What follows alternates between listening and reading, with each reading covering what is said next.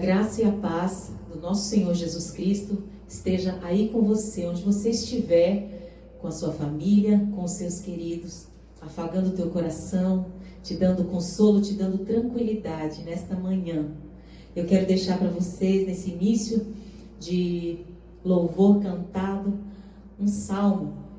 Capítulo 5, versículo 3, diz assim: De manhã ouve, Senhor, o meu clamor. De manhã te apresento a minha oração e aguardo com esperança. Que o seu coração possa estar sempre fortalecido, com esperança no único capaz de cuidar da sua vida, de sarar as suas dores e as suas feridas. Vamos adorar a Ele?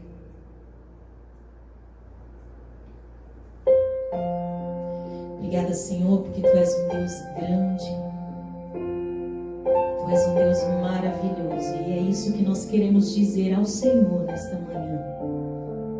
Que Tu és Deus, que Tu és o nosso Deus.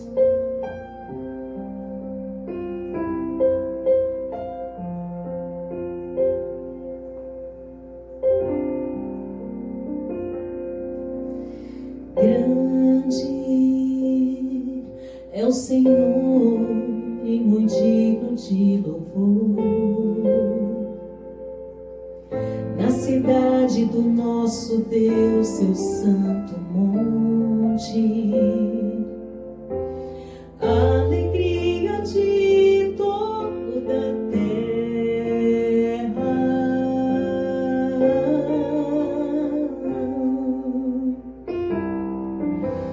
Grande é o Senhor em quem temos a vitória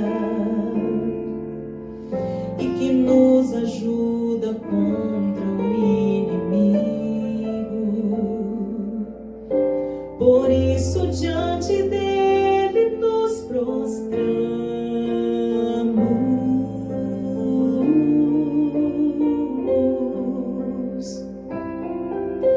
Queremos o teu nome engrandecer e agradecer-te por tua obra em nossas vidas. Confiamos em teu infinito amor, pois só tu és o Deus eterno sobre toda a terra e céu.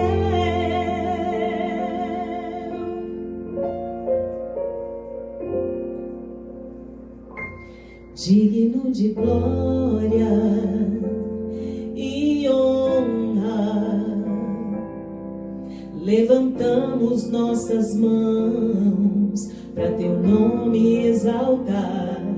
Digno de glória e honra, levantamos nossas mãos para teu nome exaltar. Porque grande és tu, maravilhas fazes tu, não há outro igual a ti. Não há outro igual a ti, porque grande és tu, maravilhas fazes tu, não há outro igual a ti. Não há outro igual. Quão grande é o meu Deus, eu cantarei. Quão grande é o meu Deus, e todos hão de ver. Quão grande é o meu Deus.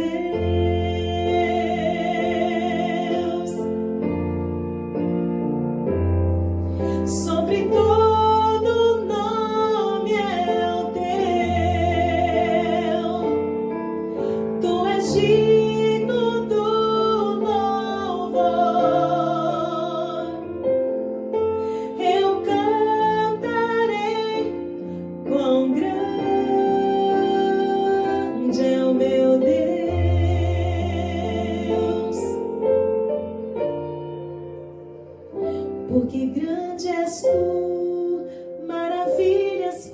fazes tu, não há outro igual a ti. Não há outro igual a ti, porque grande és tu, maravilhas fazes tu, não há outro igual a ti. Não há outro igual a ti. Aleluia. Louvado seja o nome do Senhor para todo o sempre.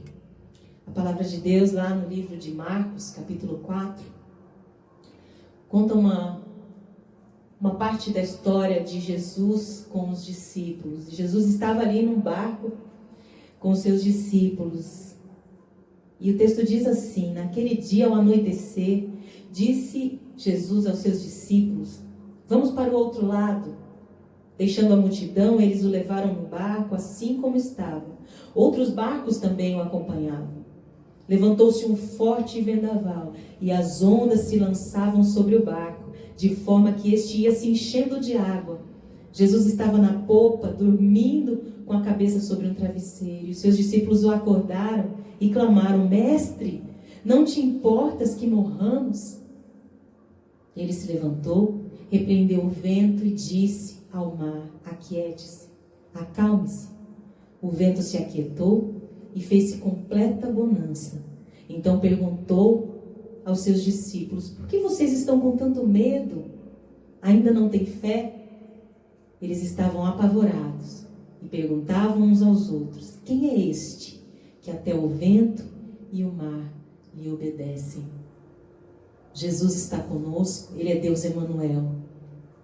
Mas isso não quer dizer que não haverá tempestade, que o barco não vai chacoalhar, que não haverá momento de dificuldade. Ele continua com você e Ele é o único que pode acalmar qualquer tempestade. Tenha fé, o Senhor é contigo.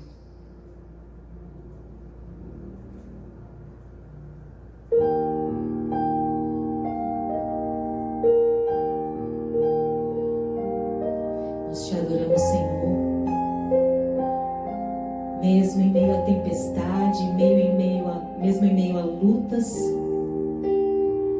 mesmo em meio às dificuldades, nós te adoramos, porque sabemos que Tu és o único capaz de acalmar os ventos e a tempestade, Senhor. Por toda a minha vida, ó Senhor, te louvarei,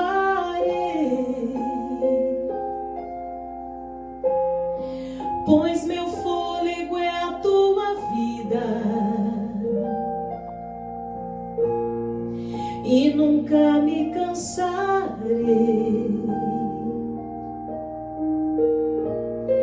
Posso ouvir a Tua voz,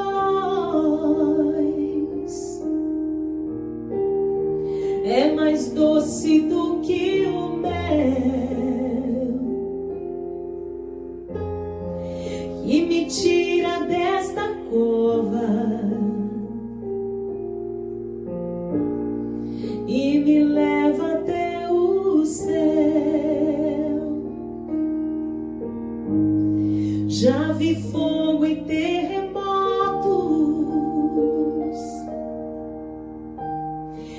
vento forte que passou. Já vivi tantos perigos, mas Tua voz me acalmou.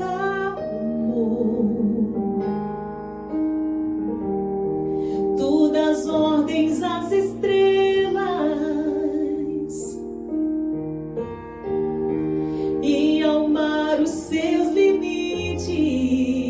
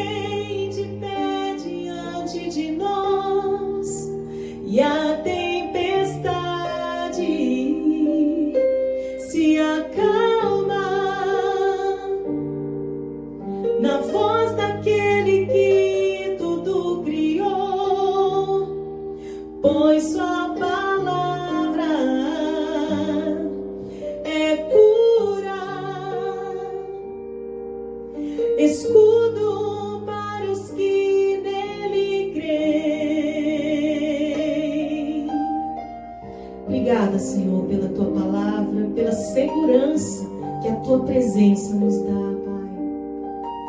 Tu és maravilhoso, Senhor.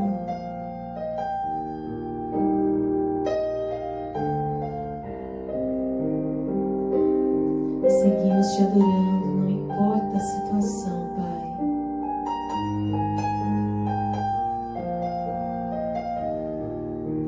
Não há ferrolhos, nem portas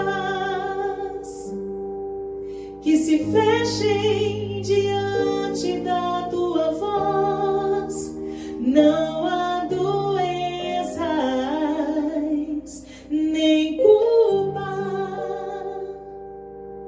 que fiquem de pé diante de nós. E a tempestade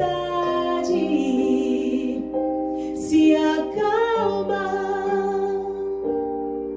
na voz daquele que tudo criou, pois tua palavra é pura, escudo para os que nele creem.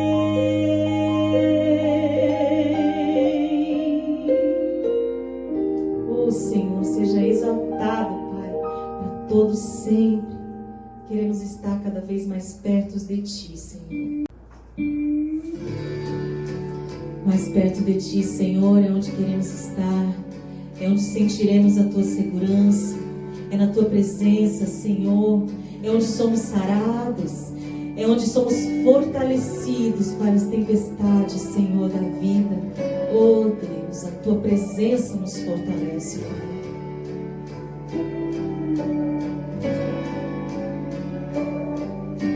Mais perto quero estar, meu Deus, de Ti, ainda que seja dor que me una a Ti. Sempre de suplicar, mais perto quero estar, mais perto quero estar, meu Deus, de Ti.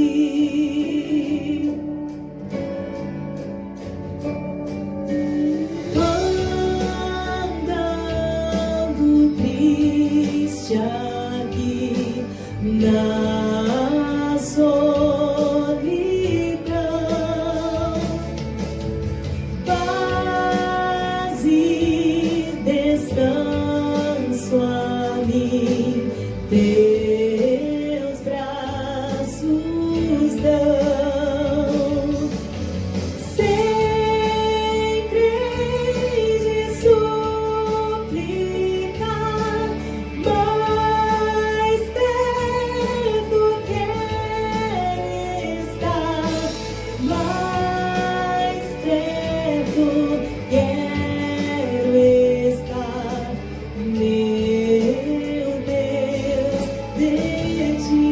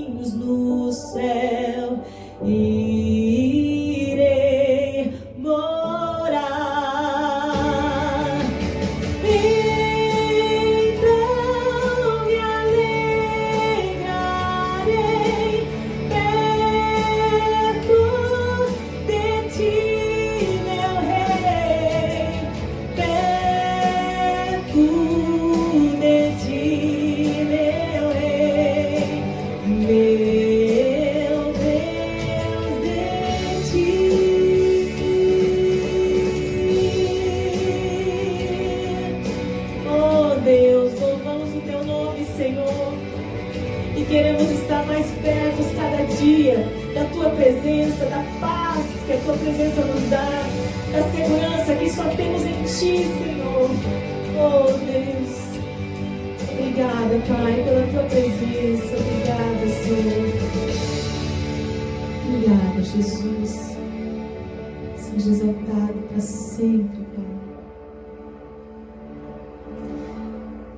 Todas essas coisas, essas tribulações que têm acontecido, são um sinal que o nosso Rei está voltando. Ele está perto. Sua vinda está cada vez mais perto. Que a sua alma possa se alegrar sempre, sempre no Senhor. O mercado está vazio, seu trabalho já parou, o martelo dos obreiros, seu barulho já cessou, os ceifeiros lá no campo terminaram seu labor. Sai a última notícia, é a volta do Senhor. O Rei está voltando, o Rei está voltando, a trombeta está soando, o meu nome a chama. O Rei está voltando, o Rei está voltando, aleluia, Ele vem me buscar. Os vagões de trens vazios passam ruas e quarteirões, aviões sem seus pilotos voam para destruição. A cidade está deserta, sua agitação parou, surge a última notícia, Jesus Cristo já voltou, o Rei está voltando, o Rei está voltando, a trombeta está soando, o meu nome a chama, o Rei está voltando, o Rei está voltando, aleluia, Ele vem me buscar. Vejo a multidão subindo, ouço o coro celestial, todo o céu está se abrindo num bem-vindo sem igual, como o som de muitas águas nós ouvimos entoar, aleluias ao Cordeiro, nós chegamos para o lar, o Rei está voltando, o Rei está voltando, a trombeta está soando, o meu nome a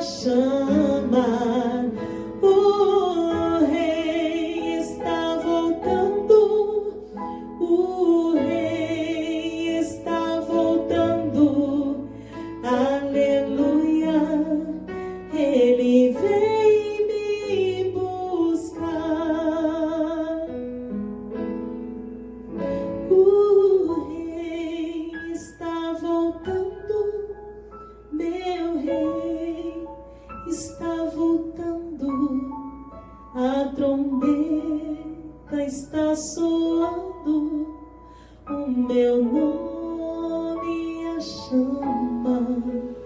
O rei está voltando, meu rei, ele está voltando, aleluia, ele vem nos buscar.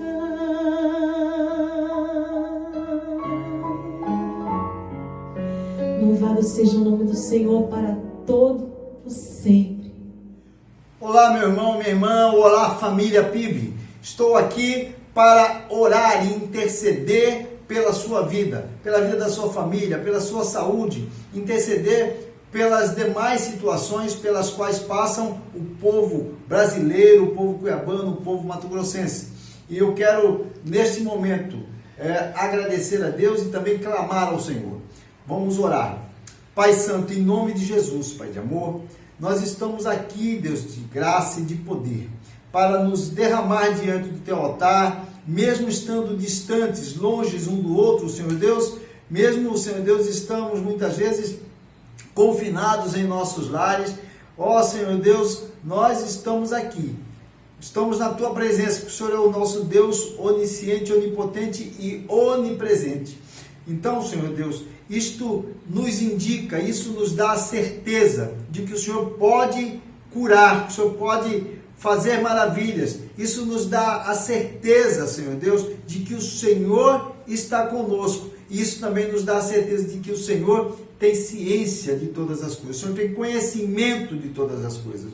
Então, Deus de amor, nós queremos colocar diante do Teu altar a vida, Senhor Deus, daqueles que estão, Senhor Deus, sofrendo com a pandemia, com o distanciamento, sofrendo, Senhor Deus, fortes crises, Senhor Deus, de pânico, que estão sofrendo, Senhor Deus, com depressão, que estão, Senhor Deus, pensando muitas vezes em tirar a vida. Deus, em nome de Jesus, não permita que isto aconteça, Senhor Deus. Não permita, Deus. Convença, Senhor Deus, console e conforta o coração daqueles que estão tristes, chorosos, daqueles que estão, Senhor Deus, em depressão, daqueles que estão em luto, Senhor Deus, que estão vivenciando o luto, Senhor Deus, repentino muitas vezes, de pessoas que morreram rapidamente, Senhor Deus, sem muitas vezes deixar nenhum abraço, Pai. Eu peço pelas famílias enlutadas, eu peço, Senhor Deus, por aqueles que estão acometidos com coronavírus, que estão nos hospitais, que estão nas UTIs. Pai, cuida deles, em nome de Jesus. Ó Deus Santo, eu peço, Senhor Deus, por aqueles, ó Pai de amor, que estão sofrendo com outras enfermidades, como câncer, como outra enfermidade qualquer, que o Senhor também coloque a Tua boa mão, que o Senhor restaure, restabeleça, Senhor Deus, a saúde dos meus irmãos e das minhas irmãs. Que o Senhor, meu Deus amado, restaure, Senhor Deus, o convívio, restaure os casamentos. Ó Senhor Deus, que o Senhor restaure, Senhor Deus, a ligação entre pais e filhos, Senhor Deus. Ó Deus de amor, que o Senhor entre, Senhor Deus, em todas as situações, com toda a providência que vem do Senhor. E que, ó Senhor Deus, o Teu nome seja louvado, glorificado, engrandecido a cada dia, a cada manhã, na vida, Senhor Deus, das famílias, na vida do Teu povo. Ó Deus Santo, em nome de Jesus, nós Te agradecemos, Senhor Deus, e em nome de Jesus nós oramos. Amém. Queridos e queridas, obrigado pela sua audiência, pela sua atenção. E eu quero também dizer a você que daqui a pouquinho entrará na próxima tela e vai falar sobre dízimos e ofertas. Por favor, participe também desse momento como um culto ao Senhor. Momento de contribuição. Durante esse momento de distanciamento social, você poderá ofertar e dizimar através das contas bancárias que estão aparecendo em sua tela. Este tempo é tempo de partilha, de generosidade e de responsabilidade. Confia no Senhor de todo o coração ao fazer sua contribuição e também desenvolva um coração sensível às necessidades da sua família.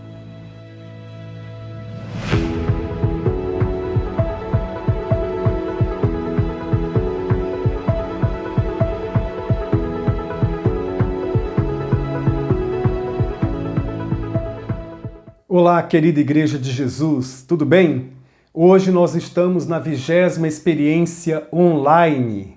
nós estamos contando os domingos para alcançarmos coração sábio, como é a orientação da palavra no Salmo 90, versículo 12. É tão bom a gente ter essa percepção do sobrevivente, não da vítima.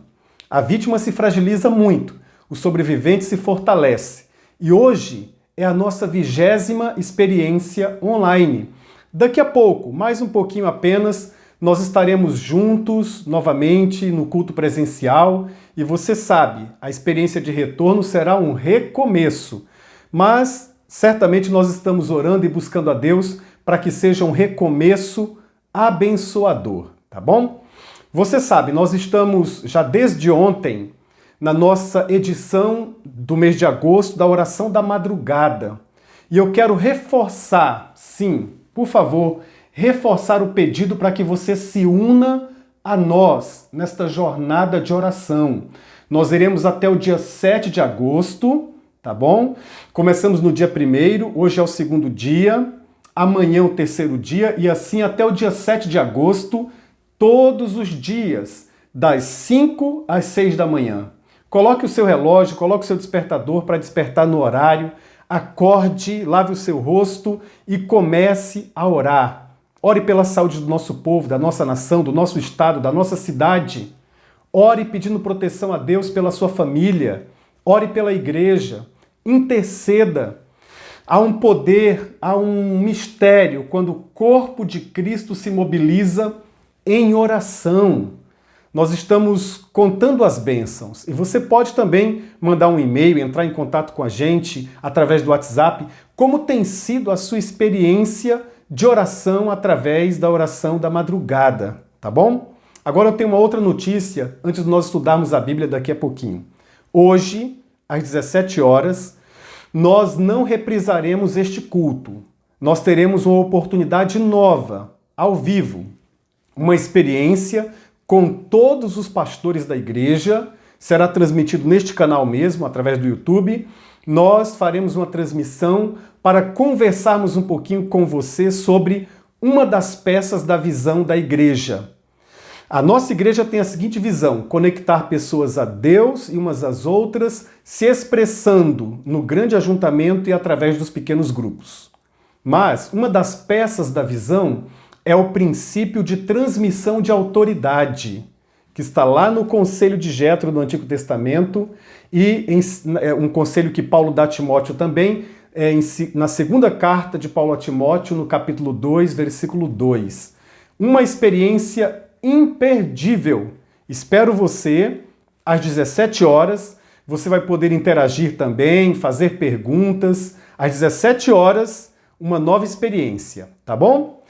Vamos agora para a palavra de Deus. Eu quero pensar hoje sobre Páscoa, sobre festa. Pastor, tem certeza? Páscoa já passou. Sim, mas a minha perspectiva é aquilo que Jesus inaugurou no contexto da Páscoa, a ceia. Daqui a pouquinho nós vamos celebrar a ceia, mas eu quero chamar a sua atenção para uma Páscoa profética, o caráter profético da Páscoa. O título que eu pensei para nós conversarmos hoje foi o seguinte: um reino dentro da festa. Que história é essa, pastor? Vamos para o texto bíblico? Evangelho de Jesus, segundo o relato de Lucas, capítulo 22, versículos de 7 a 16, e depois nós saltaremos para os versos 29 e 30. Vou repetir. Evangelho de Jesus, segundo o relato de Lucas, capítulo 22, dos versículos 7 a 16, e depois saltaremos para os versos 29 e 30. Vamos ler a Bíblia então? Palavra de Deus, vamos juntos?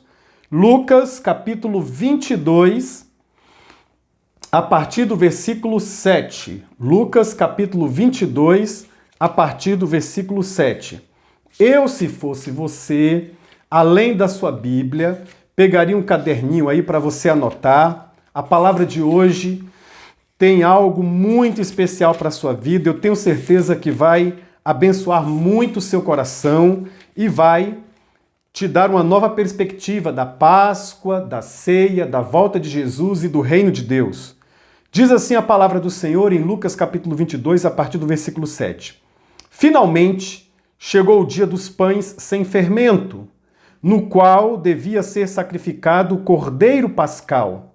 Jesus enviou Pedro e João, dizendo: vão preparar a refeição da Páscoa. Onde queres que preparemos? Perguntaram eles. Ele respondeu: ao entrarem na cidade, vocês encontrarão um homem carregando um pote de água. Sigam-no até a casa em que ele entrar. E diga ao dono da casa: o mestre pergunta: onde é o salão de hóspedes no qual poderei comer a Páscoa com os meus discípulos? Ele lhes mostrará uma ampla sala no andar superior, toda mobiliada. Façam ali os preparativos. Eles saíram e encontraram tudo como Jesus lhes tinha dito. Então prepararam a Páscoa. Quando chegou a hora, Jesus e os seus apóstolos reclinaram-se à mesa e lhes disse: desejei ansiosamente comer esta Páscoa com vocês antes de sofrer. Pois eu lhes digo, não comerei dela novamente até que se cumpra no reino de Deus. Eu vou ler o verso 16 de novo. Olha que palavra poderosa. Pois eu lhes digo, não comerei dela novamente, isto é, da Páscoa, não comerei a Páscoa novamente, não celebrarei a Páscoa novamente, até que se cumpra no reino de Deus. Se cumpra o quê? Aqui há um mistério, aqui há um aspecto profético presente na ceia do Senhor. Agora vamos para os versos 29 a 30. Abra o seu coração, hein? Versos 29 a 30. Jesus dizendo novamente: e eu lhes designo um reino, e eu lhes designo um reino, assim como meu Pai o designou a mim, para que vocês possam comer e beber à minha mesa no meu reino e sentar-se em tronos, julgando as 12 tribos de Israel. Uau! Vamos orar? Pai querido, fale ao coração da tua igreja neste momento. Aqui nós já lemos, há um reino dentro da festa, a festa da Páscoa. Inaugura também dentro do nosso coração essa perspectiva do reino, para que enxerguemos a beleza do teu plano, do teu grande plano, em o nome de Jesus. Amém. Você que é um leitor da Bíblia, você percebe que nas páginas do Antigo Testamento e do Novo Testamento também, vez ou outra você está lendo e aparece uma das festas judaicas. No Novo Testamento nós percebemos essa conexão muito ligada ao ministério de Jesus. Você percebe que cada festa que aparece no Novo Testamento, ela tem uma relação direta com algo que Deus fez, ou com algo que Deus estava realizando naquele momento na vida de Jesus, ou algo que Deus iria realizar no futuro. E a Páscoa é uma dessas festas riquíssimas em conteúdos relacionados ao que Deus fez, ao que Deus estava fazendo naquele momento e ao que Deus realizaria na vida de Jesus. E essa Páscoa, ela está ligada intimamente ao reino de Deus, como nós vimos aqui nesse texto. Ela lembra, sim, um evento passado, a libertação do povo de Deus do cativeiro no Egito, da escravidão no Egito, e ela lembrava aquela libertação extraordinária e poderosa, mas também apontava naquele exato momento para um futuro, e Jesus deixou isso aqui absolutamente claro, apontava para esse futuro. E nós encontramos aqui três realidades bem distintas no capítulo 22, que eu quero compartilhar com vocês. Preparo, desejo e espera. Todas essas três realidades conectadas entre si e ligadas, profundamente ligadas à obra de Jesus, ao seu reino. Hoje nós vamos dedicar um tempinho para falar sobre o reino de Deus. O preparo, vamos ver aí já no versículo 7. Finalmente chegou o dia dos pães sem fermento, no qual devia ser sacrificado o cordeiro pascal. Era o dia que antecipava a Páscoa, na verdade. E todo o fermento deveria ser removido da casa. Era a experiência declarada por Deus lá em Êxodo, capítulo 12, que estava relacionada aqui. Agora, olha o que nos diz aqui esse contexto. Presta atenção. Muito provavelmente nós não temos como provar isso, não temos como provar, mas na verdade muitos comentadores da Bíblia, muitos comentaristas da Bíblia, afirmam que essa refeição aqui, na qual Jesus instituiu a ceia, a sua ceia, na verdade não era bem a refeição da Páscoa, mas era a refeição da comunhão realizada, a mesa da comunhão, realizada pelos judeus um dia antes da refeição da Páscoa. A gente não tem como provar isso, embora muitos comentaristas que veem aqui esse indício. Se isso fosse verdade, meus irmãos, então haveria algo extremamente sugestivo aqui nesta passagem. Ou seja, um dia antes, Jesus tem esta ceia cerimonial, esta mesa da comunhão com seus discípulos, e no outro dia, que seria exatamente o dia da Páscoa, enquanto as famílias em Israel, enquanto as famílias em Jerusalém comiam da Páscoa e era servido ali o cordeiro da Páscoa, naquele exato momento as famílias estariam na mesa servindo o cordeiro e naquele exato momento Jesus estava sendo crucificado. Não temos como provar se essa refeição aqui era a refeição de Páscoa mesmo ou se era a mesa da comunhão, portanto um dia antes. Mas se fosse a mesa da comunhão, há algo muito sugestivo aqui. E também nós precisamos pensar no que o apóstolo Paulo disse na primeira carta aos Coríntios, no capítulo 5, versículo 7, como ele diz, ou quando ele diz que Jesus é o nosso Cordeiro Pascal.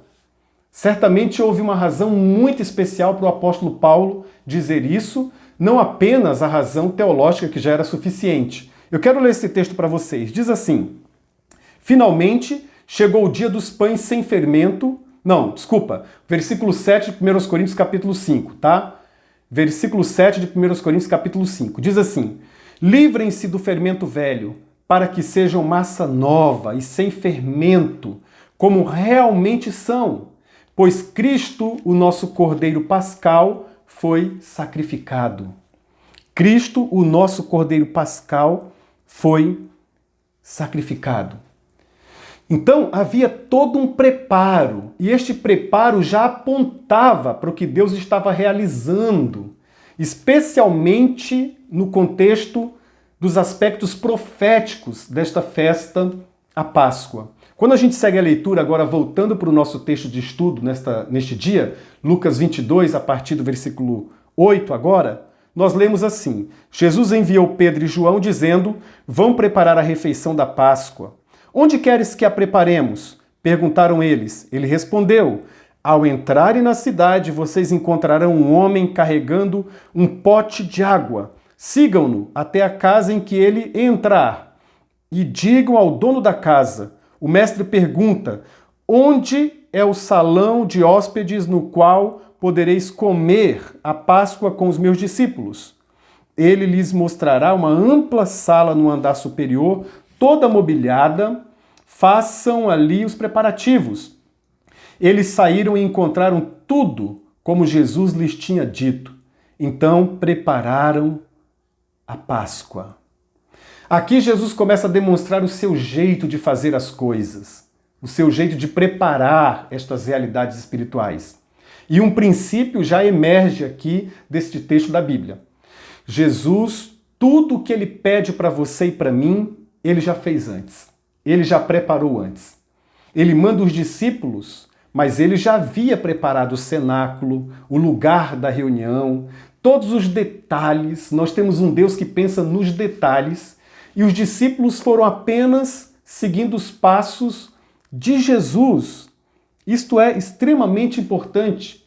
E há uma nota de simplicidade já construindo aqui este aspecto do reino. Porque ele disse o seguinte: vocês vão encontrar um homem carregando um pote d'água. Olha a cena. Olha o sinal que Jesus deu. Qual é o sentido disso? Quando a gente pesquisa a cultura da época, nós percebemos que era algo incomum. Um homem, porque esse na época não era um serviço masculino. E a sociedade naquela época era bem estratificada. Então era algo incomum encontrar um homem carregando um jarro d'água, um pote d'água. Algumas pessoas dizem que é incomum até os dias de hoje, em algumas casas, os homens ajudarem no serviço doméstico. Mas deveriam ajudar, é espiritual ajudar também. Mas voltando para o texto, Jesus dá esse sinal. Vocês vão encontrar um homem, é um sinal incomum, encontrar um homem carregando um pote d'água. Vocês vão seguir esse homem e ele vai guiá-los até o local onde eu vou reunir a ceia com vocês, a Páscoa com vocês. É impressionante esse preparo de Jesus. Ele vai preparando o coração dos discípulos e mostrando aquele homem, ele revela também um caráter subversivo do reino de Deus. Há um sentido em que o reino de Deus subverte a ordem, ou seja, somente as mulheres carregavam potes de água. Aí Jesus coloca um homem carregando um pote d'água. É subversivo isso. Mas há aqui também um segundo aspecto que é o desejo. Eu chamo a sua atenção para os versos 14 e 15. Quando chegou a hora, Jesus e os seus apóstolos reclinaram-se à mesa e disse-lhes: desejei ansiosamente comer esta Páscoa com vocês antes de sofrer. É maravilhosa essa revelação a respeito de Jesus. Ele desejou aquela Páscoa. Ele desejou assentar-se à mesa com seus discípulos. Ele desejou aquela festa. A NVI diz que ele desejou ansiosamente, uma grande expectativa no coração dele. Ele disse: eu tenho desejado muito, em primeiro lugar. E aqui, no texto original do Novo Testamento, há um hebraísmo. Na língua portuguesa seria uma redundância, mas seria algo mais ou menos assim, literalmente. Jesus estava dizendo: eu desejei desejando. Impressionante isso. Eu desejei desejando. Em outras palavras, eu quis de verdade. Eu quis de fato. Não é legal isso, irmãos? Irmãs, isso não é extraordinário? Jesus deseja estar com a gente, deseja ceiar com a gente. Isto acontecerá, inclusive, naquela última ceia, na qual Jesus se referiu aqui, que é também citada lá em Apocalipse capítulo 3, versículo 20. Eis que estou à porta e bato. Quem ouvir a minha voz e abrir a porta, eu entrarei, cearei com ele e ele comigo. Maravilha! Uau! Que coisa extraordinária, irmãos! Que coisa extraordinária, irmãs! Impressionante isso! Maravilhoso! O Senhor Jesus deseja estar com a gente. Ele não está com a gente porque é obrigado, porque é um compromisso, porque é uma responsabilidade da divindade. Não, ele realmente quer, ele realmente deseja. E ele disse: eu desejo antes do sofrimento, que ele estava antecipando a sua paixão. Em outras palavras, tudo o que ele disse naquela ceia, naquela Páscoa com os discípulos, estava relacionado à sua morte, ao seu sacrifício. Mas não apenas à sua morte, ao seu sacrifício, também à sua ressurreição, à sua segunda vinda e ao seu reino milenar na terra. Que coisa maravilhosa! E aí entra o terceiro aspecto que eu quero ver com você agora. Esse terceiro aspecto, que é o aspecto da espera, vai tocar mais no conteúdo que eu estou mais desejoso de ensinar para vocês nesta manhã, que é sobre o reino de Deus. O verso 16, Jesus disse assim: pois eu lhes digo, não comerei dela novamente, da Páscoa, até que se cumpra no reino de Deus. Não comerei novamente até que se cumpra no reino de Deus. A expressão até que se cumpra no reino de Deus significa até que esta Páscoa receba o seu sentido pleno na era vindoura. O Novo Testamento divide essa história da humanidade na Terra em duas eras, em dois aspectos. A era presente, que é esta que nós estamos vivendo, e a era vindoura. Na era presente já há uma manifestação do reino, mas não em sua plenitude. Na era presente já há uma manifestação da graça de Deus, mas não em sua plenitude. Mas na era vindoura, nós teremos o reino em toda a sua plenitude. E olha o que Jesus disse: nunca mais, naquela Páscoa, Jesus disse isso: nunca mais a comerei. Nunca mais celebrarei a Páscoa. Em outras palavras, ele estava dizendo para os discípulos: esta é a minha última Páscoa na terra, até que ela se cumpra no reino de Deus. A Páscoa de Jesus, portanto, está em stand-by, está no momento de espera. Jesus também espera. É estranho pensar nisso, mas Jesus também está esperando aquele grande banquete, aquela grande ceia no reino de Deus.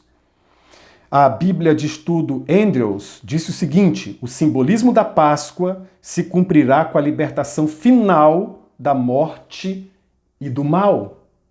Sabe, irmãos, a primeira Páscoa realizada lá por Moisés, ela simbolizou uma libertação extraordinária da escravidão no Egito. Mas esta última Páscoa, que será na era vindoura, no reino de Jesus, na terra, o reino milenar, ela tem um propósito de celebrar a libertação plena, a libertação total, a libertação final da escravidão da morte, do peso da morte. O apóstolo Paulo nos diz na primeira carta aos Coríntios, capítulo 15, que a morte é a última inimiga a ser vencida. E um dia ela será vencida. E nós ergueremos o cálice de vinho da alegria do Espírito Santo no banquete celestial citado lá em Apocalipse capítulo 19, e nós diremos: nunca mais haverá morte, e o Senhor enxugará dos nossos olhos toda lágrima, e será uma era de alegria, de contentamento, de paz, de plenitude do Espírito Santo de Deus. Ah, como eu espero! Ah, como meu coração aguarda aquele dia. E isso não gera no meu interior um escapismo. Não, eu não quero escapar da terra. Eu quero continuar minha missão até aquele último dia em que Deus decretou no seu livro. Mas eu também anseio. Como disse o apóstolo Paulo, eu estou dividido também. E eu creio que todo cristão está dividido nessas duas realidades. Nós queremos estar aqui.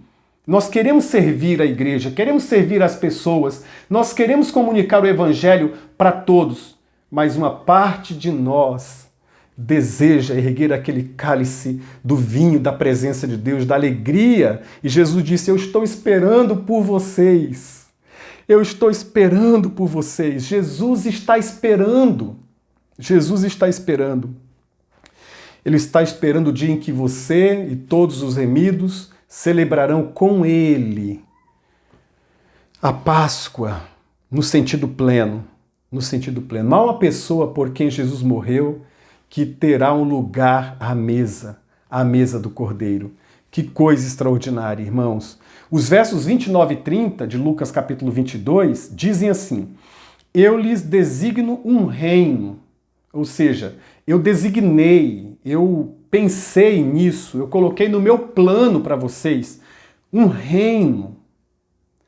Assim como meu Pai o designou a mim, para que vocês possam comer e beber à minha mesa no meu reino e sentar-se em tronos julgando as 12 tribos de Israel.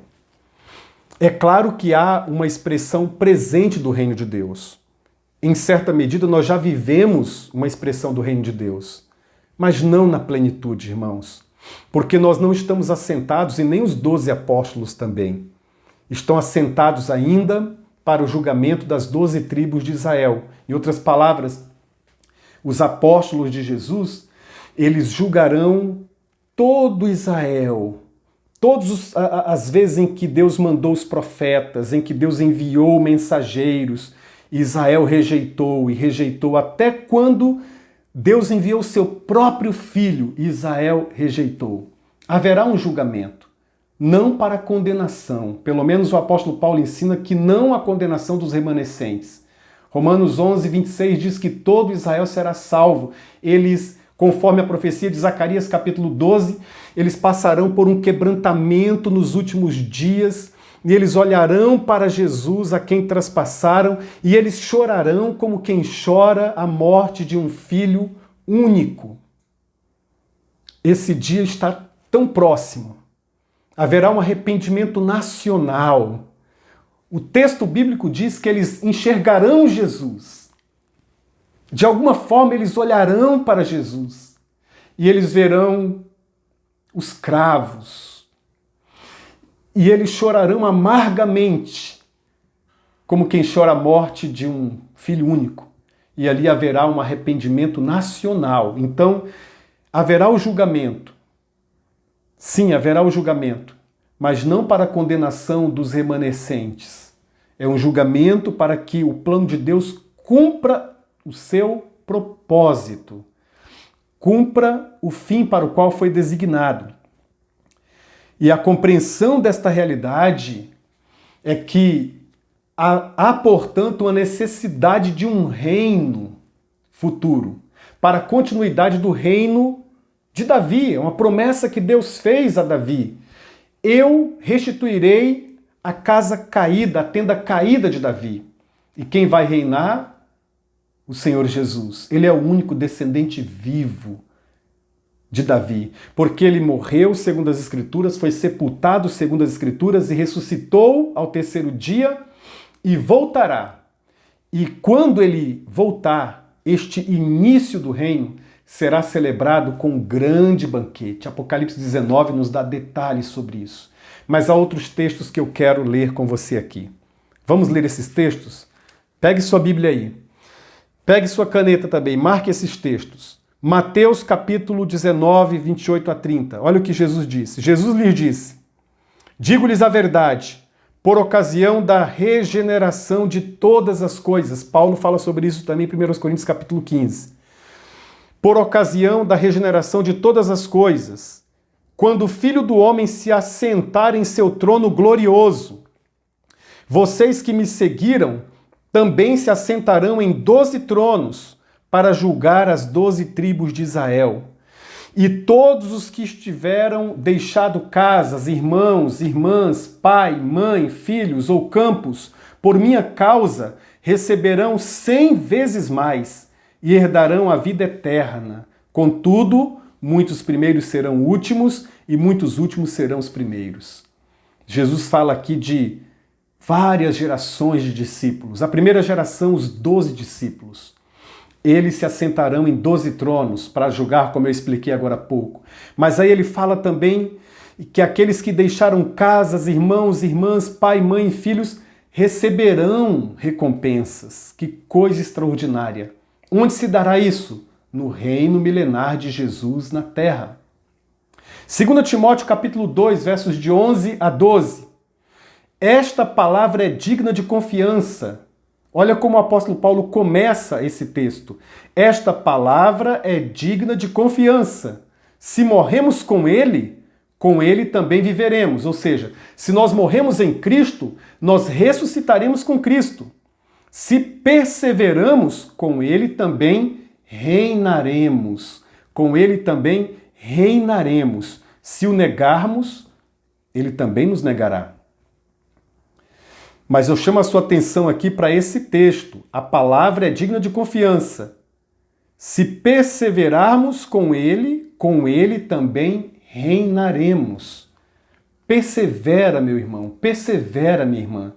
Você também tem um lugar, você faz parte de uma geração de discípulos que vai reinar com Jesus. Em algum momento na história isso vai acontecer. Eu quero ler para vocês Apocalipse capítulo 3, versículo 21. Ao vencedor darei o direito de sentar-se comigo em meu trono, assim como eu também venci e sentei-me com meu Pai em seu trono. Ou seja, Jesus está falando àquela igreja, que é a representação de todas as igrejas. Eu venci, o meu Pai me deu o trono para eu reinar com ele. Vocês vão vencer e também vocês se assentarão comigo em meu trono. Nós participaremos deste reinado futuro, na era vindoura de Jesus. Apocalipse capítulo 5, versículo 10. Mais um texto, anota aí.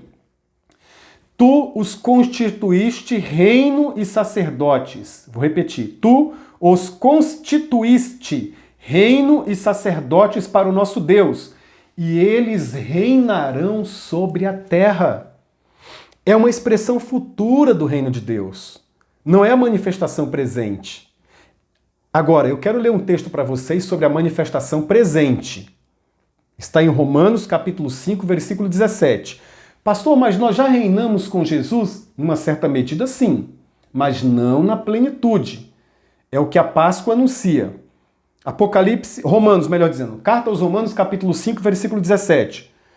Se pela transgressão de um só, isto é, Adão, a morte reinou por meio dele, muito mais aqueles que recebem de Deus a imensa provisão da graça e a dádiva da justiça reinarão em vida por meio de um único homem, Jesus Cristo.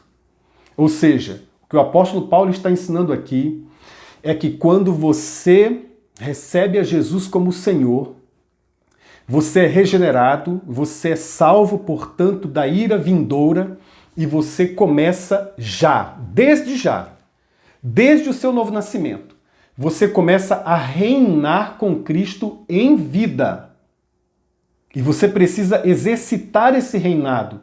Daqui a pouquinho eu vou falar de uma implicação prática disso, tá bom? Mas agora eu quero voltar e lembrar a vocês que no texto correlato nós estamos estudando Lucas capítulo 22, a partir do versículo 7. Mas esse texto aparece também no Evangelho segundo Mateus, é um texto correlato. E Mateus capítulo 26, versículo 29, olha como Mateus desenha esse futuro glorioso. Ele diz assim, prestem atenção ao que eu lhes digo. Jesus está falando, prestem atenção ao que eu lhes digo. Acorda, preste atenção, porque às vezes nós ouvimos por aqui e sai por aqui o que Jesus está dizendo. A gente não presta atenção, mas olha o que Jesus diz. Preste atenção ao que eu lhes digo. Não voltarei a beber vinho até aquele dia em que com vocês beberei vinho novo no reino do meu Pai. Isso é impressionante, irmãos. Há uma mesa na era vindoura que ninguém toca. Jesus não deixa ninguém tocar. Essa cena me lembra muito os jantares de final de ano na minha casa lá em Rio Branco, no Acre. Meu pai gostava tanto, meu pai já faleceu há uns 13 anos, mas meu pai amava tanto aqueles jantares de fim de ano, do dia 31 na virada. Nós passávamos juntos ali, alguns amigos também, alguns familiares se uniam a nós, e meu pai e minha mãe, eles preparavam tudo, aquela mesa farta, coisas novas, realidades novas. Tinha o vinho, tinha o espumante, tinha coisas tão maravilhosas, tão especiais naquela mesa ali. Coisas que nós não víamos em época nenhuma do ano. Mas no dia 31, aquela mesa farta. E uma cena que eu lembro, assim, demasiadamente, uma cena muito especial, é que nós, os meninos da casa, nós, os moleques, era como nós nos tratávamos lá no Acre, né? Nós ficávamos de olho ali, eram tantas coisas gostosas que nós nos aproximávamos da mesa e nós queríamos pegar alguma coisa, minha mãe falava não, ou meu pai não. Esperem todos chegar. Espere o momento certo. Nós não podíamos comer antes. Nós não podíamos. Nós tínhamos que esperar todos os convidados. Nós tínhamos que esperar o momento certo. É algo parecido com isso. Claro, muito mais extraordinário. Mas há uma mesa esperando por você, esperando por mim, esperando por pessoas que ainda vão se converter. Pessoas da sua casa, da sua família, quem sabe um cônjuge, quem sabe o seu marido, quem sabe a sua esposa. Há um lugar, a mesa do reino para eles também. Por isso que a igreja tem que compartilhar esse evangelho, compartilhar da graça de Jesus, porque Jesus está na era vindoura. Jesus já está na era celestial, neste tempo fora do tempo. E eu gosto de imaginar Jesus dizendo, não, dizendo para os anjos, não toquem. Essa mesa, eu preciso aguardar todos os convidados. Eu preciso aguardar todas as pessoas que serão resgatadas, que serão salvas, que escutarão falar a mensagem do Cordeiro que foi morto, que pagou um alto preço, que foi sepultado, mas que ressuscitou. Elas precisam ouvir esta mensagem, acolher esta mensagem, receber esta mensagem. Ninguém toca nesta mesa, irmão, até aquele dia. Olha que coisa extraordinária, é um vinho novo, um vinho maravilhoso, um vinho especial que Jesus está guardando e reservando para todos nós. Prestem atenção, Jesus disse ao que eu lhes digo, não voltarei a beber vinho até aquele dia em que com vocês beberei vinho novo no reino do meu Pai. Eu quero concluir agora com algumas considerações finais. A primeira delas é que esse reino futuro de Jesus, esse reino vindouro de Jesus, ele é um convite para que nós comecemos a reinar desde já. Como eu li na Carta aos Romanos, capítulo 5, versículo 17. Reinar em vida.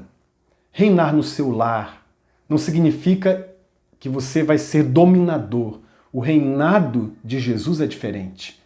Mas reinar sobre esse pedaço de chão que é o seu corpo. Reinar sobre o seu coração. Ter autorresponsabilidade. Reinar sobre os seus apetites, sobre as suas paixões, colocá-las no devido lugar. Reinar mediante a ação do Espírito Santo de Deus em sua vida. Essa é a primeira implicação. Essa é a primeira realidade prática da Páscoa e da ceia, porque Jesus instituiu a ceia dentro do contexto da Páscoa. Quando nós celebramos a ceia, nós internalizamos a vida do Messias espiritualmente. Nós nos lembramos, a ceia é um elemento mnemônico, isto é, de memorização, porque o próprio Jesus disse que é um memorial. Jesus disse, façam isto em memória de mim. Então, esta é a primeira implicação. Jesus não faz nada de improviso. Ele prepara antes. E ele está te preparando para reinar naquele dia. Ele está nos preparando para reinarmos com ele naquele dia. Mas nós já temos que começar a exercer esse reinado aqui e agora. Nos nossos afazeres, nas nossas finanças, nos nossos sentimentos. Tem pessoas que têm emoções desgovernadas, relacionamentos desgovernados, as paixões estão desgovernadas. Quando eu celebro a ceia, é um memorial, é uma lembrança para que Jesus... É uma lembrança de quê? Uma lembrança de que Jesus quer colocar em ordem o nosso mundo interior e Ele quer que nós reinemos com Ele em vida. Reinemos sobre as nossas finanças, governemos sobre os nossos filhos, sobre a nossa casa, governemos sobre a nossa família. O Senhor diz, através do apóstolo Paulo, que ninguém está apto, por exemplo, para governança na igreja se não governar bem a sua própria casa. São aspectos do reino, são aspectos do reino de Deus. Romanos 5,17, nós já reinamos com o Senhor em vida. Mas a segunda consideração que eu quero fazer, mediante esta mensagem, esta reflexão bíblica, é que, assim como Jesus está esperando por nós, Ele também quer que nós esperemos uns pelos outros. Paulo fala sobre isso na carta aos Coríntios, 1 Coríntios capítulo 11, a partir do versículo 23, aquela igreja não estava valorizando o corpo de Cristo, eles estavam entrando um na frente do outro e alguns não estavam comendo e bebendo, alguns não estavam participando da ceia porque eles não esperavam uns pelos outros. E ali o apóstolo Paulo diz, esperem uns pelos outros. E é claro que aquilo ali é símbolo de uma coisa muito maior. Nós temos que esperar pelos nossos irmãos, esperar o crescimento, esperar a maturidade, esperar a compreensão. Às vezes nós nos apressamos demais para julgar alguém, para condenar alguém. E a ceia do Senhor nos ajuda a esperar. Esperar até que o nosso irmão cresça, esperar até que ele se arrependa, esperar até que ele receba uma revelação do alto. Esperar faz parte do reino de Deus. Jesus está esperando. Já parou para pensar nisso? Jesus está esperando por você. Será que você não consegue esperar até que o seu marido cresça? Esperar até que o evangelho faça sentido na mente dos seus filhos?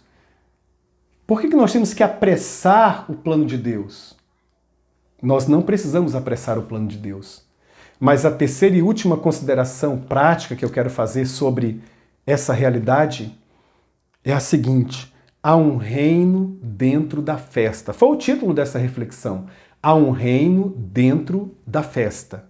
O seu coração é um coração que vibra com o reino de Deus e com a festa do reino de Deus. A festa que já acontece em medidas pequenas, mas que vai acontecer quando Jesus abrir aquele novo vinho, que representa alegria, contentamento, plenitude do Espírito Santo.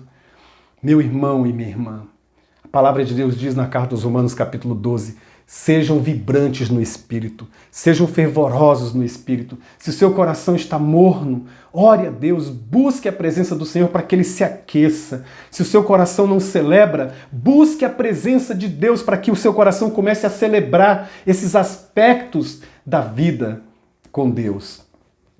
Eu sei, a Páscoa já passou, mas esse ano está meio confuso mesmo. Eu quero dizer para vocês o seguinte, que essa Páscoa aqui, ela precisa ser relembrada todos os dias. Essa Páscoa no ali e além, essa Páscoa que, de alguma forma especial, contextualiza a nossa vida numa esfera de poder e de muita graça e de muita plenitude espiritual. Tudo isso que Jesus mencionou aqui em Lucas capítulo 22, ele acopla, ele conecta com a ceia do Senhor. Nós vamos celebrar a ceia agora. Você já pegou o seu kit ou você se preparou de alguma forma, de alguma maneira? Nós vamos celebrar a ceia do Senhor agora. Eu vou pegar aqui o meu elemento que eu preparei também aqui. Minha família vai ceiar também, eles estão aí na sala. Está aqui. Espero que você tenha conseguido pegar esse kitzinho. Olha, ele já vem preparado. Aqui está o cálice, aqui está o pão, bem embaladinho, tá bom? Ó, bem embalado. E quando nós participamos do pão e participamos do cálice, nós lembramos da morte do Senhor até que Ele venha. Em outras palavras, nós lembramos de tudo isso que eu falei aqui, lembramos da Páscoa.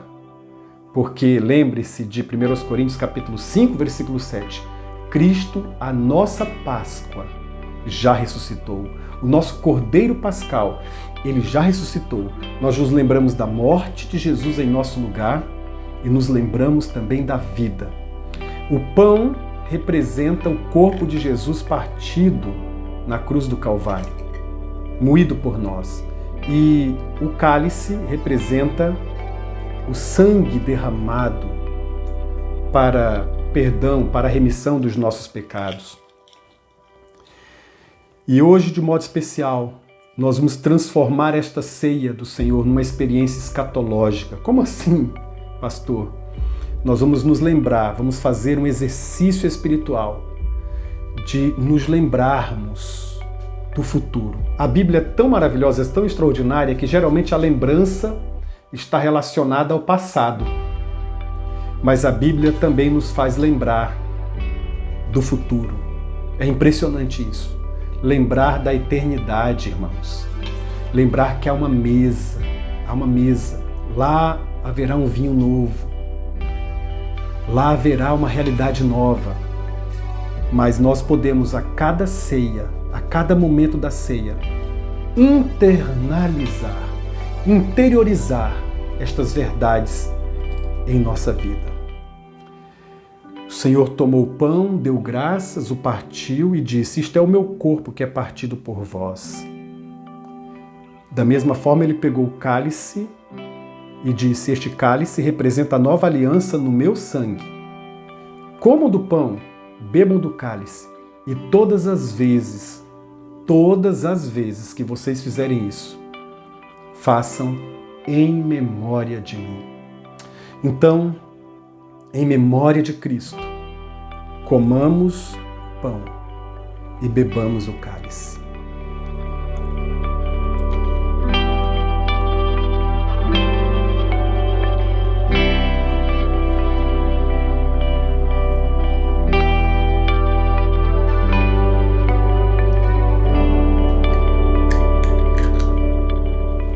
Pai Celestial,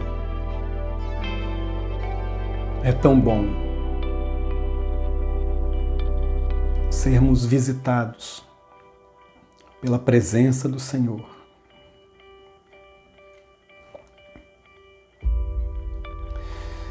Nós estamos afastados fisicamente uns dos outros,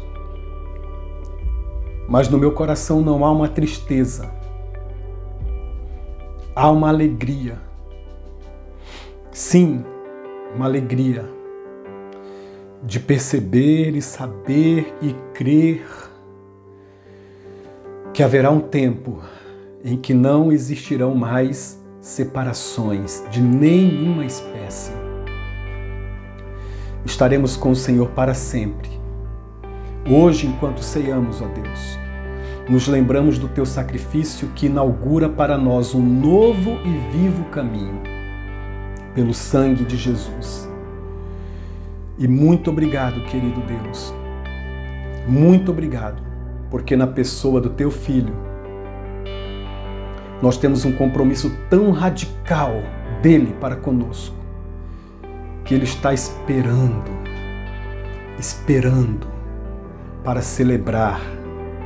Há um desejo no coração do Messias, há um desejo no coração de Cristo, um desejo para reencontrar amigos, para reencontrar a cada um de nós, os seus amigos, para juntos celebrarmos um banquete celestial no reino vindouro, o reino de Jesus.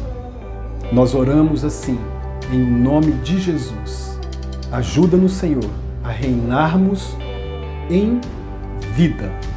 Enquanto a plenitude do reino não se estabelece, nos ajuda a cuidarmos dos pedaços, dos pedacinhos de reino na nossa existência, na nossa casa, na nossa família, na nossa vida pessoal. Oramos em nome de Jesus. Amém.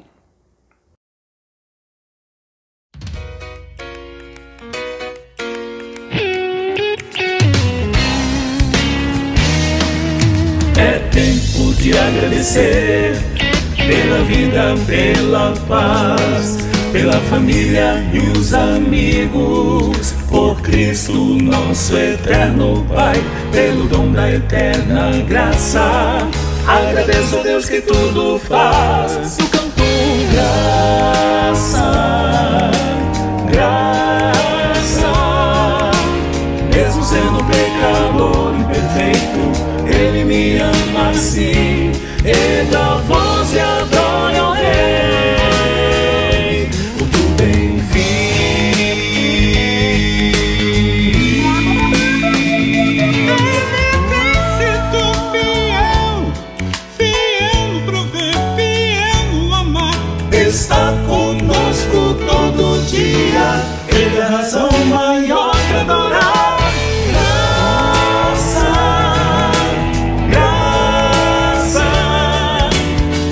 Sendo pecador imperfeito, Ele me ama assim. Ele é minha voz e adora ao Rei, o tu bem-vindo.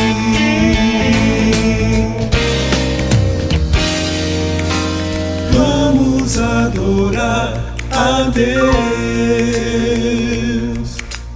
Vamos adorar a Deus.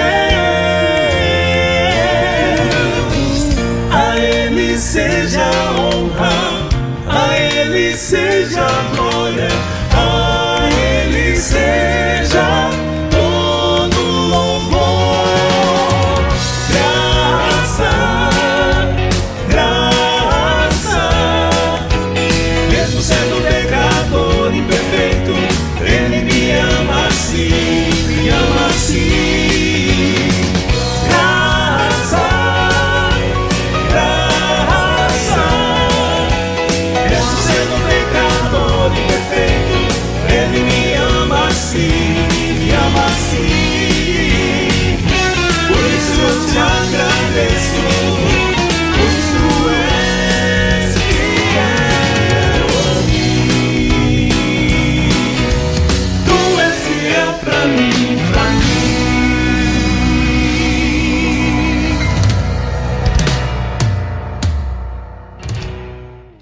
Quero lembrar você que hoje às 17 horas nós teremos mais uma experiência ao vivo. Esse culto não será reprisado, tá bom? Teremos uma experiência neste canal aqui da igreja com todos os pastores e você poderá interagir com a gente. Agora, vamos fazer como de costume.